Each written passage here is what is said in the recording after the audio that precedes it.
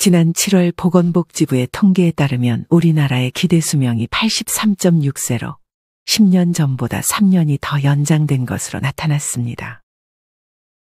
이 수치는 OECD 국가 평균 80.3세보다 3년이 더 길었고 기대 수명이 가장 긴 일본과는 0.9년의 차이를 보였습니다. 이처럼 갈수록 기대 수명이 늘어나고 있습니다. 하지만 몇 살까지 사는지보다는 어떻게 사는지가 중요하다는 것을 이미 많은 분들이 알고 계실 것입니다. 나이 먹는 것은 공평합니다. 똑같이 오래 살아도 누군가는 그 기간 동안 하루하루 새로운 것에 호기심을 가지고 감사한 마음으로 사는 반면 누군가는 과거에 대한 후회와 사람에 대한 원망으로 하루하루를 노여움으로 살아갑니다.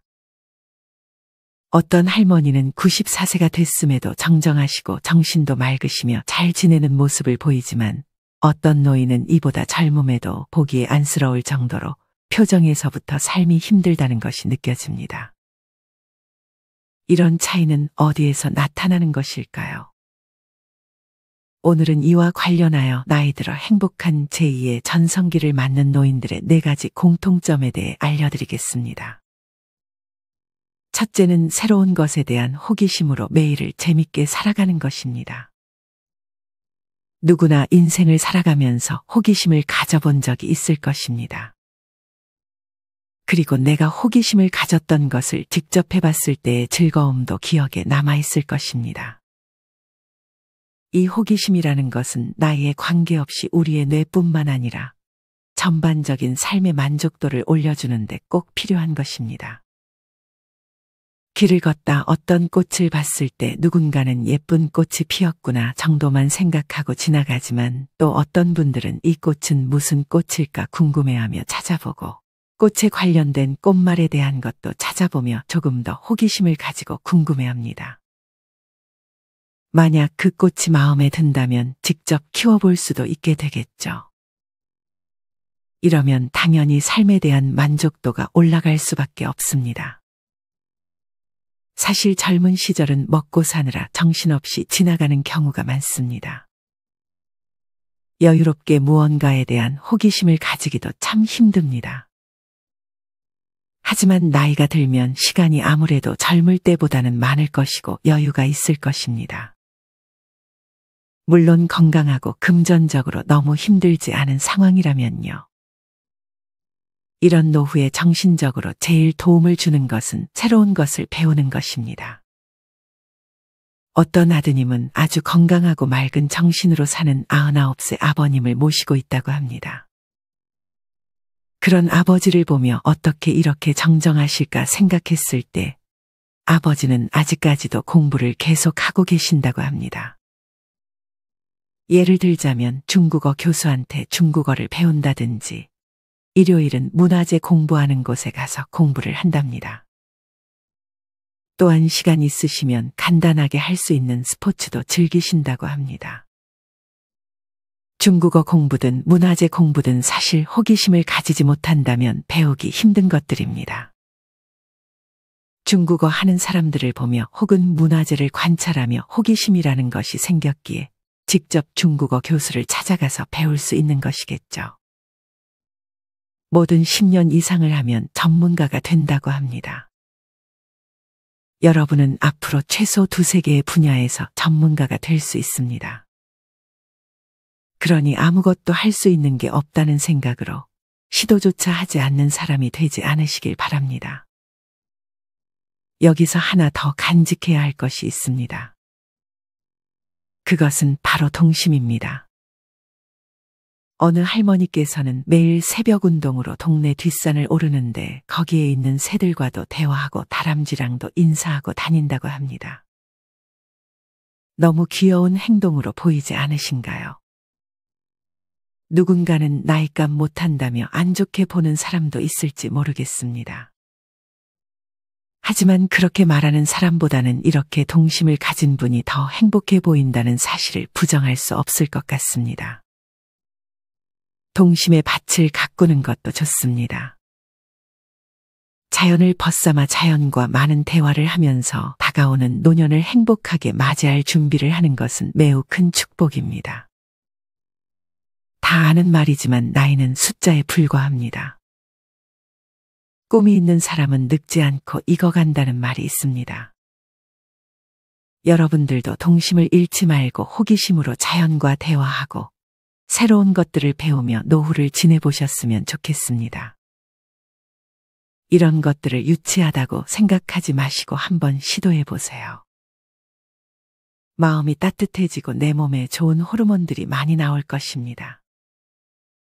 이른이 넘어서도 행복하게 지내는 노인들의 공통점 두 번째는 나이가 들어감에 감사하는 마음을 갖는 것입니다. 건강과 돈 관리만 잘한다면 우리의 노후는 인생 최고의 선물입니다.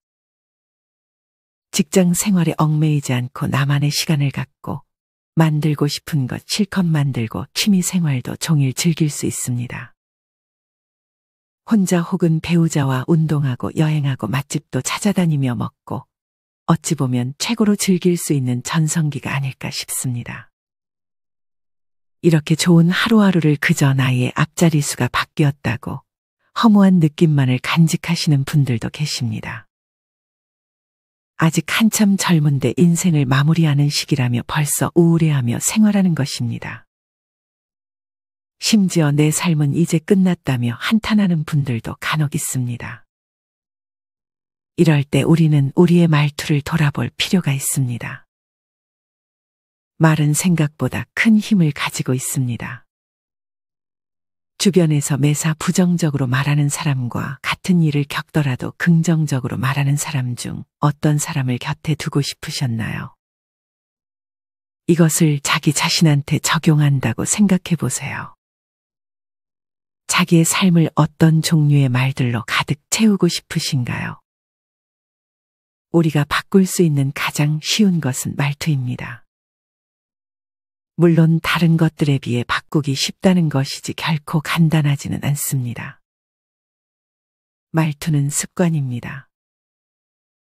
만약 내가 하루 종일 부정적인 말들만 한다면 아주 조금씩 혹은 특정 시간에만 예를 들어 오전에는 나는 긍정적인 말들만 해야지 하며 말투를 바꾸는 연습을 하는 것이 도움이 될 수 있습니다. 특별한 방법은 아니지만 누군가는 이것을 실천하려고 노력하고 누군가는 뻔한 소리 한다며 그냥 넘어갈 것입니다. 여기에서 차이가 나타납니다. 당연하다고 우리가 알고 있었던 것들을 실천하는 사람들만이 원하는 것을 얻을 수 있습니다. 그러니 오늘 하루만이라도 꼭 긍정적인 말과 함께 살아보세요. 그 효과에 매우 놀랄 것입니다. 뉴스를 보면 시니어 모델들이 간혹 등장합니다. 그분들을 볼 때마다 나도 저렇게 멋지게 나이 들어야지 하는 생각을 하곤 합니다. 이분들을 보면서 저렇게 외모를 신경 쓰는 것 또한 내 노후에 자존감을 올려주고 감사하는 마음을 가질 수 있게 도와줄 수 있겠다라는 생각이 들었습니다. 많은 분들이 나이가 들면 외모에 굳이 무슨 신경을 쓰냐며 놓아버리는 경우가 있습니다. 하지만 전에 영상에도 말씀드렸듯 외모는 노후에 굉장히 중요한 역할을 합니다. 외모를 가꾸는 것만으로도 우리가 긍정적인 마음을 가질 수 있게끔 도와줍니다. 그러니 굳이 남들에게 멋있게 보이고자 하는 것이 아닌 스스로의 내면을 위해 단정함을 유지하는 것은 많은 도움을 줍니다. 이것이 감사하는 마음을 갖는 것에 또한 도움을 줄 것입니다. 내면의 마음가짐은 반드시 행동의 차이로 이어집니다. 누군가는 내 몸을 위해서 음식이나 옷 등에 돈을 투자하는 반면 어떤 사람들을 보면 그 돈으로 경마장, 노름을 하고 술을 먹는데 급급합니다. 누구의 내면이 더 건강하고 감사하는 마음을 갖는지 말하지 않아도 알 것입니다. 내면을 잘 다루지 못하면 행동에서 그것이 나타날 것이고 이것은 곧 악순환으로 이어집니다. 그러니 평소에 무엇이든 조금씩이라도 감사할 것을 찾는 습관을 들이는 것이 나의 노후에 긍정적인 영향을 줄 것입니다. 내 생의 최고의 날은 아직 살지 않은 날들이라는 말이 있습니다. 여러분의 전성기는 아직 오지 않았을 수 있습니다. 그런 날들을 호기심을 가지고 감사하는 마음을 가진 채 살아보세요. 이른이 넘어서도 행복하게 지내는 노인들의 공통점 세 번째는 혼자 있지 않는다는 것입니다. 간혹 혼자가 되라는 말을 혼자 고립되며 살라는 말과 혼동하는 분들이 계십니다. 혼자가 되라는 말은 혼자가 되었을 때도 고독을 즐길 줄 아는 사람이 되라는 것이지 주변 사람들과의 관계를 모두 끊으라는 말이 아닙니다. 인간은 관계에서 행복을 느낍니다. 나이 들수록 이런 관계를 갖는 것은 매우 중요합니다. 물론 나를 힘들게 하는 사람들과는 관계를 끊어버리는 것이 좋습니다. 여기서 말하는 관계는 나에게 스트레스를 주지 않는 관계를 의미합니다. 생각해 보세요. 늙어서 찾아오는 사람 하나 없으면 어떨까요? 아무리 고독을 잘 즐기더라도 외로움이 없을 수는 없을 것입니다. 나이 들어 주변 사람들과 좋은 관계를 유지하기 위해 스스로가 할 수 있는 것들이 있습니다. 그것은 함부로 사람들을 대하지 않고 배려하는 마음을 가지는 것입니다. 물론 내가 피해를 보면서까지 남을 배려하고 희생하라는 의미는 아닙니다. 선을 넘지 않는 선에서 배려하는 마음을 가지는 것은 정말 좋습니다. 누군가가 남을 배려하는 모습을 볼 때 마음이 따뜻해지는 느낌을 받지 않으신가요? 누군가를 배려하는 습관을 만든다면 그것은 남을 위하고 또한 자신을 위한 행동이 될 수 있습니다. 또한 나이가 들수록 남에게, 특히나 어린 사람에게 말을 함부로 하는 분들이 계십니다. 반말은 기본이고 언성을 높이기까지 하는 분들도 존재합니다. 또한 남을 험담하고 아무것도 아닌 일에 화를 내는 노인분들도 많습니다. 이러면 주변에 사람이 오고 싶어 할까요? 주변에 사람이 없다고 생각하기 전에 내가 했던 행동들부터 돌아볼 필요가 있습니다. 며칠 전 EBS 다큐를 봤습니다. 거기서 90이 넘으신 할머니 세 분이서 매일 집에 찾아가서 노는 장면이 나왔는데 너무 보기가 좋았습니다. 이렇게 굳이 자식들이나 가족들이랑 함께 하지 않고 가까이 사는 나와 비슷한 또래의 분들 집에 찾아도 가고 이야기를 나누는 것만으로 내 정신과 건강에 긍정적인 영향을 줍니다. 그 모습을 보며 저도 나중에 저렇게 나와 비슷한 또래의 사람들과 어울려 살아가면 행복하겠다는 생각이 들었습니다. 관계에서 또 하나 주의해야 할 것은 남에게 과시를 하거나 자식 자랑 등의 허세를 부리지 않는 것입니다. 그런 말들을 가만히 듣는 것을 좋아하는 사람은 없을 것입니다. 그런 사람이 찾아오면 별로 반갑게 맞이하지 못할 것입니다. 굳이 가서 오래 있지 않아도 괜찮습니다. 그저 건강하신지 안부를 묻고 한두 마디 정도만 대화를 나누는 것만으로 외로움을 벗어나는 데 도움을 줄 것입니다. 하지만 사람은 누구나 외로운 존재라며 마음 다치고 배신당하는 것보다 외로운 게 낫다고 말씀하시는 분도 있을 것입니다. 또한 배려를 하면 잘못했다가는 나를 만만한 사람으로 보진 않을까 하는 걱정이 들 수 있습니다. 이렇기 때문에 너무 가까운 관계가 되는 것보다는 적당한 거리를 유지하는 것이 좋습니다. 저도 예전에는 무조건 지인과 가까운 사이가 되는 것이 좋다고 생각했던 때가 있습니다. 하지만 지금은 너무 가까운 사이는 오히려 나에게 기대와 실망이라는 감정을 느끼게 한다는 것을 깨닫고 너무 가까운 사람들과 적당한 거리를 유지하려고 노력하고 있습니다. 어차피 아무리 가까운 사이라도 사람은 기본적으로 이기심이 강하기 때문에 내가 힘든 상황일 때 나에게 도움을 주지 않을 수도 있습니다. 도움을 주지 않는 것이 잘못인 것은 아닙니다. 하지만 정말 가깝다고 생각한 사람이 내가 힘들 때 나를 외면한다면 서운함과 실망이라는 감정이 생길 수밖에 없는 것도 사실입니다. 그러니 지금 주변에 너무 가까운 사이가 있다고 한다면 조금은 멀어지려는 연습을 해보는 것이 좋을 수 있습니다.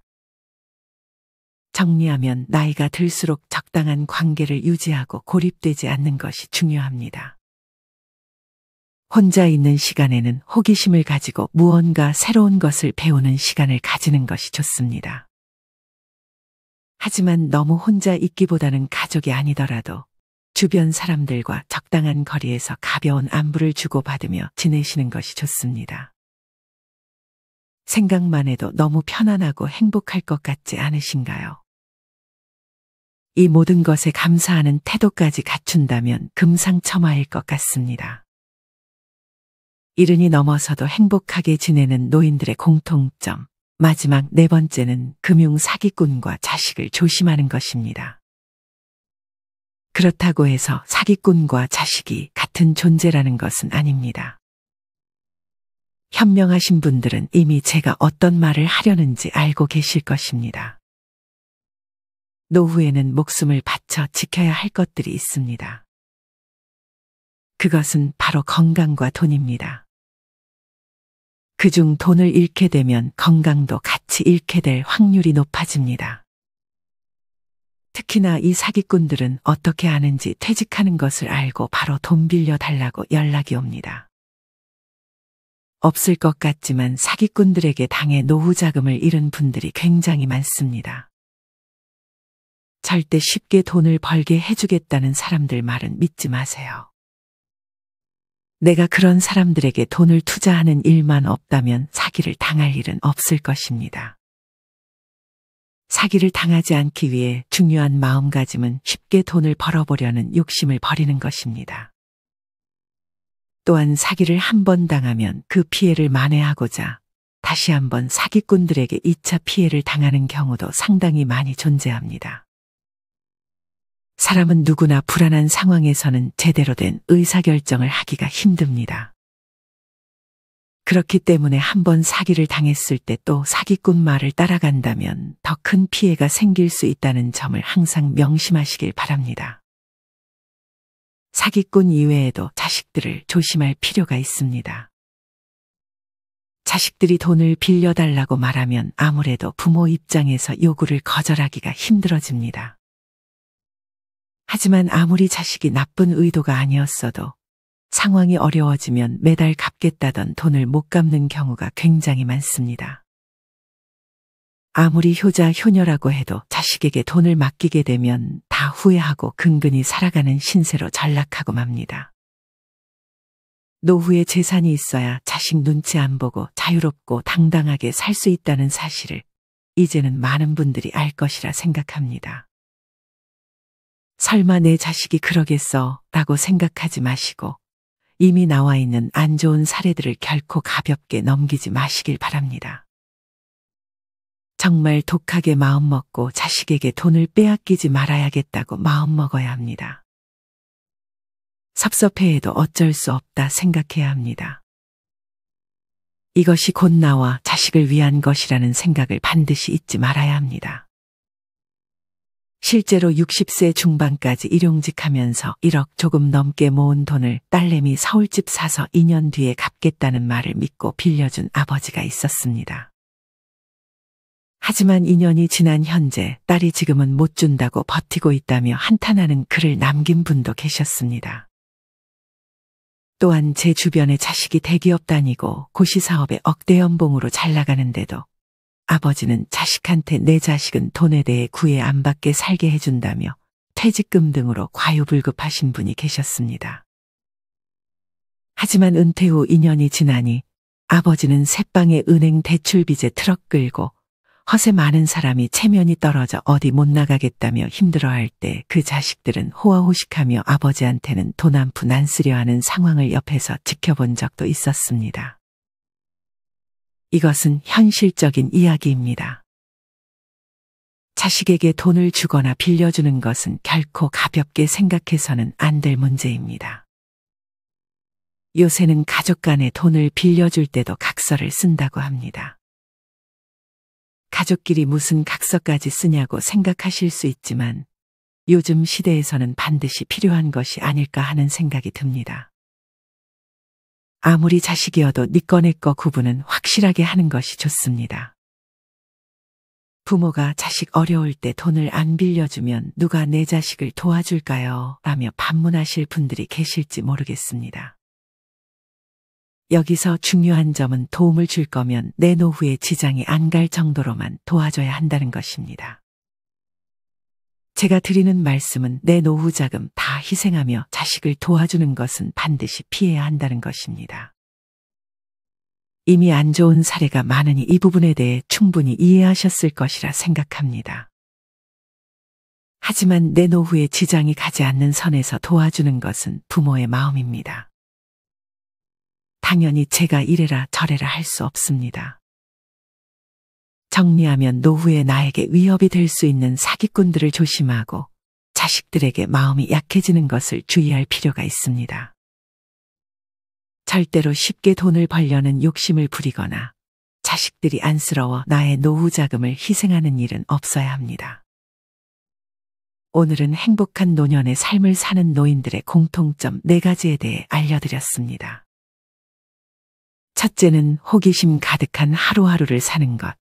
둘째는 나이 드는 것에 감사함을 느끼는 것. 셋째는 혼자 고립된 삶을 살지 않는 것. 마지막 넷째는 사기꾼과 자식들을 조심하는 것입니다. 이 밖에도 건강을 유지하는 것이 있지만 다들 아실 것이라 생각해 영상에 넣지는 않았습니다. 하지만 여전히 중장년 분들의 운동 부족 문제가 심각하다고 합니다. 3명 중 1명만이 유산소 운동을 하고 앉아서 TV 보는 시간이 너무 길다고 합니다. 건강을 잃으면 끝입니다. 강하게 말씀드렸지만 정말 중요한 부분이니 사소한 것이라도 건강을 유지하려는 습관을 만드셨으면 좋겠습니다. 오늘 제가 드린 말씀은 뻔한 얘기지만 실천하기 어려운 것들입니다. 이 영상을 계기로 나는 잘 실천하고 있는지 한번 돌아보시고 그렇지 않다면 영상의 내용 중 하나만이라도 실천해 보셨으면 좋겠습니다. 실천하는 여러분을 인생지혜가 진심으로 응원합니다. 이상으로 오늘의 영상을 마치겠습니다. 우리 모든 구독자분들의 행복한 여생을 응원합니다. 다음에 더 좋은 내용으로 찾아뵙겠습니다. 감사합니다.